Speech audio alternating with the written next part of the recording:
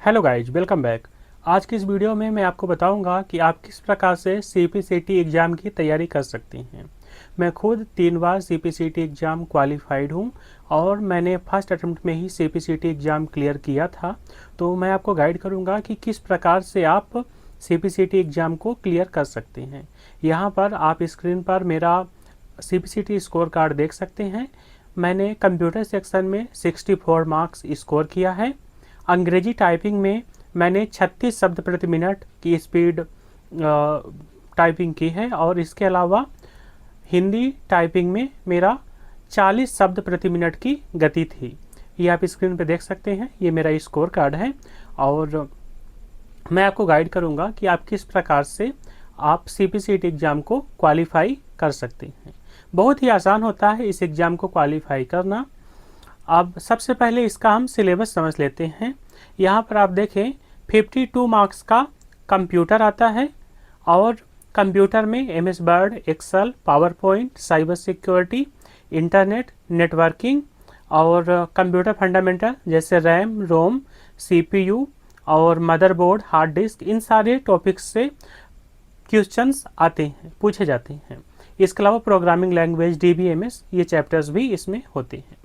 ये तो हुआ कंप्यूटर सेक्शन की चीज़ें। इसके बाद हम देखते हैं सीपीसीटी एग्ज़ाम में और कौन कौन सी चीज़ें आती हैं। तो यहाँ पर आपको साइंस देखने के लिए मिल जाएगी, जीके देखने के लिए मिल जाएगा और मैथ 6 नंबर की, 6 नंबर की रीजनिंग, 6 नंबर की मैथ, 6 नंबर का जीके और यहाँ पर आपको 5 नंबर का कंप्रहेंशन देखने के लिए मिल जाएगा। इस एग्ज़ाम को आप कैसे क्वालिफाई करेंगे, इन चीज़ों पे हम डिस्कस करेंगे और आप देख सकते हैं कि इस एग्ज़ाम को क्वालिफाई करना कितना आसान है। तो सबसे पहले जैसे मैंने अभी आपको बताया कि इसका सिलेबस क्या होता है, उसके बाद मैं आपको बताना चाहूँगा कि आप टाइपिंग स्पीड को किस प्रकार से बढ़ाएं। टाइपिंग स्पीड बढ़ाने के लिए आपको रोज़ाना टाइपिंग करने की आवश्यकता है। यानी अगर आप रोज़ाना टाइपिंग करते हैं तभी आपकी टाइपिंग स्पीड इंक्रीज हो पाएगी।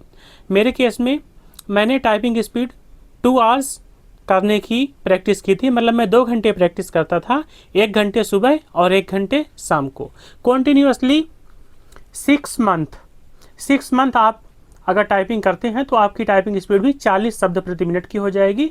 अब वो चाहे हिंदी टाइपिंग हो या इंग्लिश टाइपिंग हो। टाइपिंग सिर्फ और सिर्फ समय मांगता है। यानी अगर आप टाइपिंग को समय देंगे तो टाइपिंग आने लगेगी। कंप्यूटर सेक्शन के लिए तो आप एमसीक्यू लगा लेंगे, कंप्यूटर के कॉन्सेप्ट पढ़ लेंगे तो कंप्यूटर के जो कंटेंट है वो आपको आने लगेगा। कंप्यूटर सेक्शन आसानी से क्लियर हो जाएगा। लेकिन अगर हम बात करें टाइपिंग का, तो टाइपिंग सिर्फ पढ़ने से क्लियर नहीं होगा। टाइपिंग के लिए आपको रियल में मेहनत करनी पड़ेगी और वो भी कंप्यूटर कीबोर्ड में। यानी आपको रोज़ाना टाइपिंग करनी है, 1 घंटा सुबह, 1 घंटा शाम को, जिसमें से आप आधे घंटे हिंदी टाइपिंग करेंगे, आधे घंटे इंग्लिश टाइपिंग करेंगे। ये मैं मिनिमम बता रहा हूँ, यानी आपको इतना करना ही है। मैक्सिमम आप और कर सकते हैं, जैसे 2 घंटे सुबह, 2 घंटे शाम। अगर आप कोई भी वर्क नहीं कर रहे हैं, आप घर में हैं, यानी कि आप सिर्फ और सिर्फ पढ़ाई करते हैं, तो आप 2 घंटे सुबह, 2 घंटे शाम में टाइपिंग कर सकते हैं।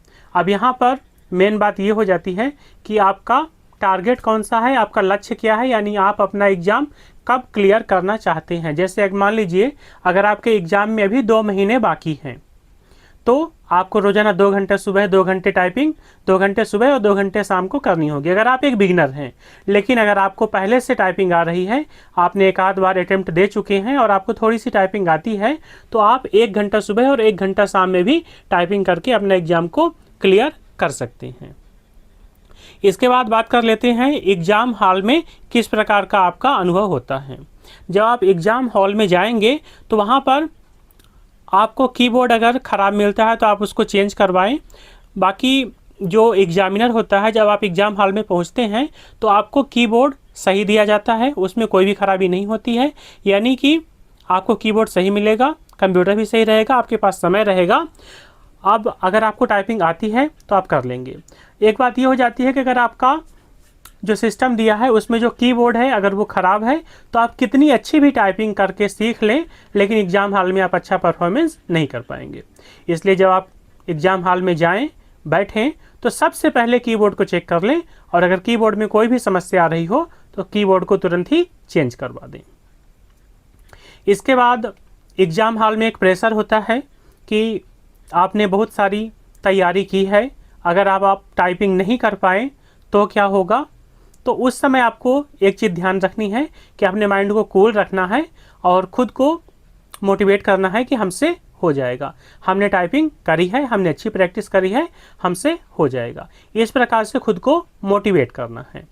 तो ये एक छोटा सा वीडियो था जिसमें मैंने बताया कि किस प्रकार से आप अपनी प्रिपरेशन को अच्छे तरीके से कर सकते हैं। अगर आपको ये वीडियो अच्छा लगा हो तो इसे लाइक करिए, कमेंट्स करके अपने रिएक्शंस हमें बताइए कि आपको हमारा वीडियो कैसा लगा, आप आगे किस विषय पर वीडियो देखना चाहेंगे। इसके बाद मैं कंप्यूटर में अलग अलग टॉपिक्स के ऊपर वीडियोज बनाऊंगा, तो आप कमेंट्स में अपनी राय हमें बताएं और चैनल को सब्सक्राइब करें। धन्यवाद।